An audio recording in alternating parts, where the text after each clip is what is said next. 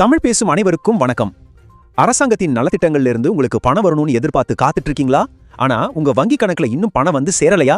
அது ஏன் நடக்குது? அதுக்கு என்னென்ன காரணங்கள் இருக்கலாம்? அதை நாம எப்படி சுலபமா சரி செய்யறதுன்னு தான் இந்த முழுமையான விளக்கத்துல நாம பார்க்க போறோம். இது ரொம்ப முக்கியமான ஒரு தகவல். ஏன்னா இது நம்ம குடும்பத்துக்கு சேர வேண்டிய உரிமை பணம். வாங்க இதை பத்தி விரிவாக பார்க்கலாம். அரசாங்கம் திட்டத்துக்கான பணத்தை போட்டுட்டோன்னு சொல்றாங்க.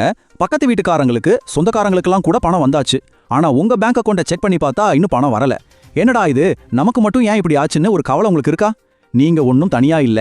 உங்கள மாதிரி லட்சக்கணக்கான மக்கள் இதே பிரச்சனையை சந்திச்சுட்டு இருக்காங்க. இதுக்கு என்ன காரணம், இதுக்கு தீர்வு என்னங்கிறத நம்ம இப்போ ஆழமா பார்க்கலாம். சரி, இந்த விஷயத்தை நாம படிப்படியா புரிஞ்சுக்கலாம். முதல்ல என்னதான் பிரச்சனைங்கிறத பார்ப்போம்.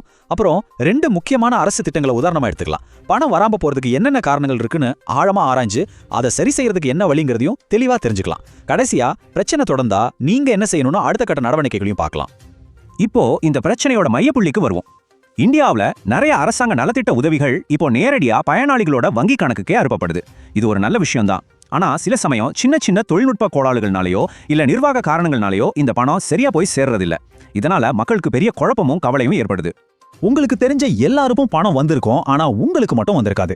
எந்த ஒரு முன்னறிவிப்பும் இல்லாம திடீர்னு பணம் வர்றது நின்னு போறது தான் இங்க இருக்கிற பெரிய சிக்கலே. முதல்ல இது ஒரு பொதுவான பிரச்சனை தான்றதை நீங்க புரிஞ்சுக்கணும். இதுக்கான காரணங்களை நம்ம தெரிஞ்சுக்கிட்டாலே போதும், தீர்வை எளிதா கண்டுபிடிச்சிடலாம். இந்த பிரச்சனையை இன்னும் தெளிவா புரிஞ்சுக்க நம்ம ரெண்டு பிரபலமான திட்டங்களை உதாரணமா எடுத்துக்கலாம். ஒன்னு மத்திய அரசாங்கத்தோட திட்டம், இன்னொன்னு நம்ம தமிழ்நாடு அரசோட திட்டம். இந்த ரெண்டு திட்டங்களையும் பணம் வராம போறதுக்கு கிட்டத்தட்ட ஒரே மாதிரியான காரணங்கள் தான் இருக்கு. இங்க பாருங்க, இந்த ரெண்டு திட்டங்களையும் நாம ஒப்பிட்டு பார்க்கலாம். ஒரு பக்கம் மத்திய அரசோட PM கிசான் திட்டம். இது விவசாயிகளுக்கு ஒரு வருஷத்துக்கு 6000 ரூபாயை 3 தவணையா கொடுக்குது. இது எதுக்குன்னா அவங்க விவசாய தேவைகளுக்கு உதவியா இருக்கணும்னு தான். இன்னொரு பக்கம் தமிழ்நாடு அரசோட மகளிர் உரிமை திட்டம். இது குடும்ப தலைவிகளுக்கு மாசம் 1000 ரூபாய் கொடுக்குது. இந்த ரெண்டு திட்டங்களோட நோக்கம் வேற வேறையா இருந்தாலும் ரெண்டுக்குமே பணம் அனுப்புற தொழில்நுட்ப முறை ஒண்ணுதான். சரி, இப்போ ரொம்ப முக்கியமான கட்டத்துக்கு வந்திருக்கோம். உங்க பணம் ஏன் வரல? இதுக்கு பொதுவா 3 முக்கிய காரணங்கள் இருக்கு. ஒன்னு, உங்க தகுதியிலே ஏதாவது மாற்றம் இருக்கலாம். ரெண்டாவது, நீங்க கொடுத்த ஆவணங்கள்ல பிழை இருக்கலாம். மூணாவது, தொழில்நுட்ப கோளாறுகள். வாங்க இது ஒவ்வொன்றையும் இப்போ விரிவாக பார்க்கலாம். முதல் காரணம் தகுதி பொருத்தமின்மை. அதாவது அரசாங்கம் சில தகுதி விதிகளை வச்சிருக்கு. உதாரணத்துக்கு மகளிர் உரிமை திட்டத்தை எடுத்துக்கிட்டோம்னா உங்க குடும்பத்தோட மொத்த வருமானம் வருஷத்துக்கு 2.5 லட்சம் ரூபாய்க்கு மேல இருக்கக்கூடாது. இல்ல உங்க குடும்பத்துல யாராவது இன்கம் டாக்ஸ் கட்டுறவங்களா இருந்தாலோ, அரசாங்க வேலையில இருந்தாலோ, இல்ல குறிப்பிட்ட அளவுக்கு மேல நிலம் வச்சிருந்தாலோ உங்களுக்கு பணம் வர்றது நிறுத்தப்படலாம். இந்த விதிகளை அரசாங்கம் அப்பப்போ சரிபார்க்கும். அப்ப தகுதி இல்லாதவங்க பேரை தானாவே லிஸ்ட்ல இருந்து நீக்கப்படும். ரெண்டாவது முக்கியமான காரணம் ஆவணங்கள்ல இருக்கிற பிழைகள். குறிப்பா PM கிசான் மாதிரி திட்டங்கள்ல உங்க நிலத்தோட பட்டா, சிட்டா மாதிரியான ஆவணங்கள் ஆன்லைன்ல சரியா அப்டேட் ஆயிருக்கணும். சில சமயம் பட்டா ஆன்லைன்ல ஏத்தாம இருக்கலாம், இல்ல நீங்க அப்ளை பண்ணும்போது கொடுத்த தகவல்ல தப்பு இருக்கலாம். இந்த மாதிரி ஆவண சரிபார்ப்பு முழுசா முடியலனாலும் பணம் வராது. மூணாவது ரொம்ப முக்கியமான காரணம் தொழில்நுட்ப கோளாறுகள். இதை ரொம்ப கவனமா கேளுங்க, ஏன்னா பல பேருக்கு பணம் வராததுக்கு இதுதான் மூல காரணமா இருக்கு. இதுல முதல் விஷயம் EKYC. இந்த சரிபார்ப்பை நீங்க முடிக்கலனா பணம் வர்றது நிச்சயமா நின்னுடும். ரெண்டாவது, உங்க ஆதார் எண்ணை பேங்க் அக்கௌண்டோட சரியா இணைச்சிருக்கணும். மூணாவது, நீங்க கொடுத்த பேங்க் அக்கௌண்ட் ஆக்டிவா இருக்கணும். பல மாசமா நீங்க பயன்படுத்தாத அக்கௌண்டா இருந்தா அது செயலிழந்து போயிருக்கும். அப்போ அரசாங்கம் அனுப்புற பணம் உங்க அக்கௌண்ட்டுக்கு வராம திரும்ப போயிடும். இப்போ EKYCனா என்னன்னு சுருக்கமா சொல்றேன். இதோட முழு விரிவாக்கம் எலக்ட்ரானிக் நோ யோர் கஸ்டமர். அதாவது வாடிக்கையாளரோட விவரங்களை மின்னணு முறையில தெரிஞ்சுக்கிறது. உங்க ஆதார் கார்டை பயன்படுத்தி நீங்க தான் இந்த நபர்னு டிஜிட்டல் முறையில உறுதி செய்யறதுக்கு பேர் தான் இது. எல்லா அரசு திட்டங்களுக்கும் இது இப்போ கட்டாயமாக்கப்பட்டு வருது. இது வரைக்கும் நாம பிரச்சனைகளை பத்தி பேசணும். இனி இதுக்கு என்ன தீர்வுன்னு பார்க்கலாம். அரசாங்கம் சரி பண்ணுவாங்கன்னு நாம காத்துட்டு இருக்காம நாமளே சில விஷயங்களை சரி பார்த்துக்கிறது ரொம்ப அவசியம். அப்படி செஞ்சா நம்ம பணம் நமக்கு தடையே இல்லாம வந்து சேர்றத நாமளே உறுதி செஞ்சுக்கலாம். இந்த 3 விஷயத்தை மட்டும் நீங்க சரி பார்த்தா போதும். முதல்ல, உங்க நிலம், வருமானம் சம்பந்தப்பட்ட தகவல்கள் அரசாங்க பதிவேடுகள்ல சரியா அப்டேட் ஆயிருக்கான்னு பாருங்க. ரெண்டாவது, உங்க EKYC சரிபார்ப்பை உடனே முடிங்க. இதை நீங்களே PM கிசான் ஆப் மூலமாவோ இல்ல பக்கத்துல இருக்கிற இ-சேவை மையத்துக்கு போயோ செஞ்சுக்கலாம். மூணாவதா, உங்க பேங்க் பிரான்ச்சுக்கு நேர்ல போய் ஆதார் நம்பர் உங்க அக்கௌண்டோட சரியா இணைக்கப்பட்டிருக்கான ஒரு தடவைக்கு 2 தடவை உறுதிப்படுத்திக்கோங்க.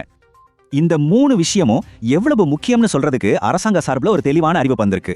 அதாவது உங்க நில ஆவணங்கள் சரிபார்ப்பு, EKYC சரிபார்ப்பு, அப்புறம் ஆதார் வங்கி இணைப்பு, இந்த 3மே கம்ப்யூட்டர் சிஸ்டம்ல எஸ், அதாவது ஆம்னு பச்சை நிறத்துல காட்டணும். அப்போதான் உங்க அக்கௌண்ட்டுக்கு பணம் வரும். இதுல ஒன்னு சரியில்லைனாலும் பணம் வர்றது நின்னுடும். ஒருவேளை நீங்க மேல சொன்ன எல்லாத்தையுமே சரி பார்த்துட்டீங்க, எல்லாமே கரெக்டா இருக்கு, ஆனாலும் உங்களுக்கு பணம் வரலன்னா அடுத்ததா நீங்க அதிகாரப்பூர்வமா புகார் கொடுக்கலாம். அதுக்கும் தெளிவான வழிகள் இருக்கு. உதாரணத்துக்கு PM கிசான் திட்டத்தை எடுத்துக்கிட்டா 3 வழியில நீங்க புகார் கொடுக்கலாம். இன்டர்நெட் யூஸ் பண்ண தெரிஞ்சவங்க pmkisan.government.in வெப்சைட்ல இருக்கிற ஹெல்ப் டெஸ்க் பகுதிக்கு போய் சுலபமா புகார் பதிவு செய்யலாம். இல்லனா இப்போ ஸ்கிரீன்ல தெரியுற இந்த டோல் ஃப்ரீ நம்பருக்கு கால் பண்ணி உடனடியாக உங்க சந்தேகங்களை கேட்கலாம்.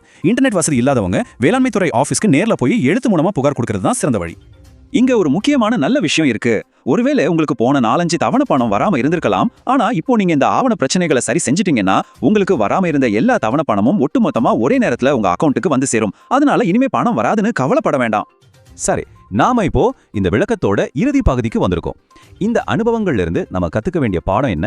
டிஜிட்டல் இந்தியாவில் நம்மளோட டிஜிட்டல் அடையாளத்தை, அதாவது நம்ம ஆவணங்களை எப்பவும் சரியா அப்டேட்டா வச்சுக்கிறது எவ்வளவு அவசியம்னு இது நமக்கு காட்டுது. இன்னும் சுலபமா சொல்லணும்னா உங்க ஆதார் கார்டு, பேங்க் அக்கவுண்ட், அப்புறம் ஃபோன் நம்பர், இந்த 3 ஒரு டிஜிட்டல் சாவி கொத்து மாதிரி. இந்த சாவிகள் எல்லாம் சரியா இருந்தா மட்டும்தான் அரசாங்கத்தோட நலத்திட்ட உதவிகள்ங்கிற கதவை நம்ம திறக்க முடியும். இதுல ஏதாவது ஒரு சாவி சரியா இல்லைனாலும் அந்த கதவை திறக்க முடியாது. அதனால இறுதியா உங்ககிட்ட ஒரே ஒரு கேள்வி.